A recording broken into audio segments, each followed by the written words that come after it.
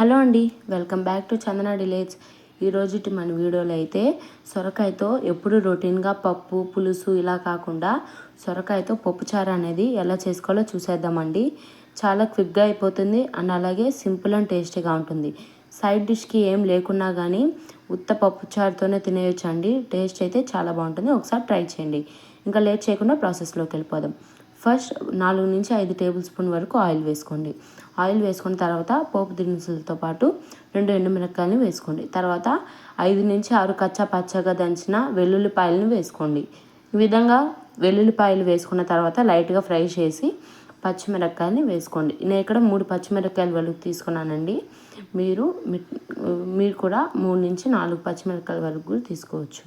తర్వాత ఇంగువ అనేది యాడ్ చేయండి. ఇంగువ యాడ్ చేసిన తర్వాత లైట్గా ఫ్రై చేయండి.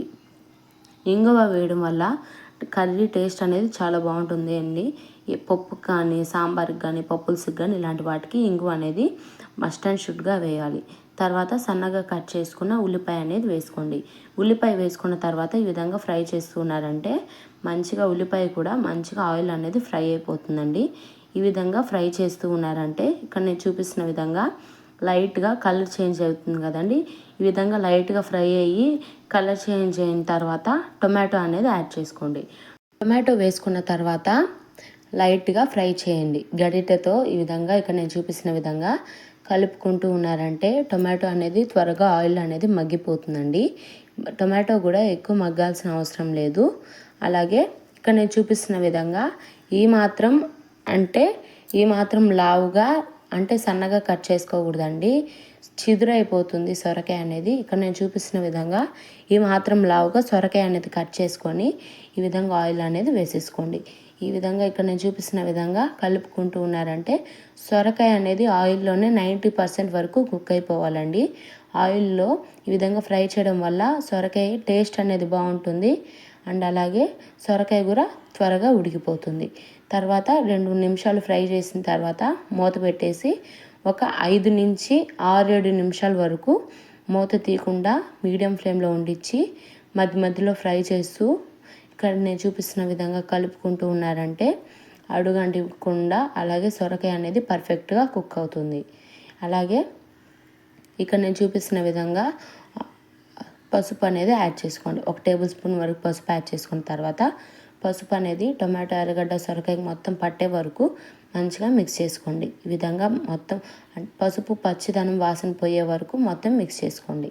ఈ విధంగా మొత్తం కలుపుకున్న తర్వాత గరిటెతో ఇంకోసారి మూత పెట్టేసి ఈసారి సిమ్లో ఉండిచ్చి లో ఫ్లేమ్లో ఉండిచ్చి 5 నుంచి 10 నిమిషాల వరకు ఉండిచ్చారంటే ఈ విధంగా మెత్తగా అనేది ఉడికిపోతుందండి సొరకాయ అనేది. ఇక్కడ నేను చూపిస్తున్నాను చూడండి. ఊరికి ఎలా అంటే సొరకాయ అనేది ఇరిగిపోవాలి. ఈ విధంగా మళ్ళీ కలిపారంటే మంచిగా కుక్ అయిపోతుంది. ఈ విధంగా కలిపిన తర్వాత మళ్ళీ మూత పెట్టేసి ఇంకో 2 మినిట్స్ ఉండిచ్చి మళ్ళీ మూత తీసేసి ఇంకోసారి కలుపుకున్నారంటే ఈసారి పర్ఫెక్ట్గా కుక్ అయిపోయినట్టండి. ఇంకా మూత పెట్టి మగ్గించాల్సిన అవసరం ఉండదు. ఎందుకంటే సొరకాయ మనకి ఇక్కడే 90% వరకు కుక్ అయిపోయి ఉంటుంది. తర్వాత ఈ విధంగా అయిపోయిన తర్వాత మనం ముందే నిమ్మకాయ సైజ్ అంతా చింతపండు అనేది నానబెట్టుకోవాలండి. ఆ చింతపండు రసాన్ని అనేది దీంట్లో వేసుకోండి. చింతపండు రసంలో సొరకాయ అనేది మంచిగా ఒక 2 నిమిషాలు ఇక్కడ నేను చూపిస్తున్న విధంగా 2 నిమిషాలు ఉడకనివ్వండి. పులుపు అనేది మంచిగా పడుతుందండి సొరకాయకు అనేది. ఈ విధంగా 2 నిమిషాలు ఉడికిన తర్వాత కందిపప్పుని ముందే ఉడికించి పెట్టుకోవాలండి.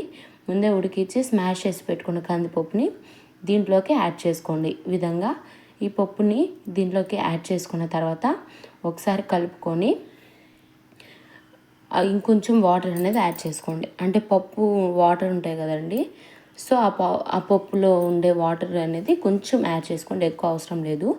మీకు గట్టిగా కావాలంటే అంటే తిక్కగా కావాలంటే తిక్కగా, పలచగా కావాలంటే పలచగా చేసుకోవచ్చు. పప్పుచారు కాబట్టి పలచగా ఉంటేనే బాగుంటుందండి. తర్వాత ఇక్కడే మనం సాల్ట్ అనేది వేయలేదండి ఇప్పటి వరకు. సో ఇక్కడే టేస్ట్కి తగినంత సాల్ట్ అనేది వేసేయండి. నేను ఇక్కడ 2.5 టేబుల్ స్పూన్ వరకు సాల్ట్ అనేది వేసుకున్నాను. తర్వాత మీ స్పైసీనెస్ తగ్గట్టుగా కారం అనేది యాడ్ చేసుకోండి. మనం ముందే ఎండుమిరపకాయలు పచ్చిమిరపకాయలు వేసాం కాబట్టి కారం అనేది ఎక్కువ పట్టదు. కొంచెం కారం వేసుకున్నారంటే సరిపోతుందండి. నేను ఇక్కడ 2 టేబుల్ స్పూన్ వరకు వేసాను. అంటే చిన్న స్పూన్తో 2 టేబుల్ స్పూన్ వరకు యాడ్ చేసుకున్నాను. మీ టేస్ట్కి తగినంత కారం వరకు మీరు వేసుకోండి. మనం ముందే పచ్చిమిరపకాయలు వేసుకున్నాం కాబట్టి కారం అనేది ఎక్కువ పట్టదు. తర్వాత మూత పెట్టేసి ఇక్కడ ఈ విధంగా చిన్నగా బబుల్స్ లాగా వచ్చిన తర్వాత ఇంకొకసారి కలుపుకొని సిమ్లో ఇంకో 6 to 7 మినిట్స్ 6 నుంచి 7 నిమిషాల వరకు లో ఫ్లేమ్లో ఉండిచ్చారంటే ఇక్కడ నేను చూపిస్తున్న విధంగా మంచిగా కుక్ అయిపోతుందండి. ఇక్కడే మీరు కరివేపాకు కొత్తిమీర ఫ్రెష్ది ఉంటే యాడ్ చేసుకోండి. అవైలబుల్గా ఉండిందంటే యాడ్ చేసుకోండి. ఇంతే మన సొరకాయ పప్పు అనేది రెడీ అయిపోతుంది. సబ్స్క్రైబ్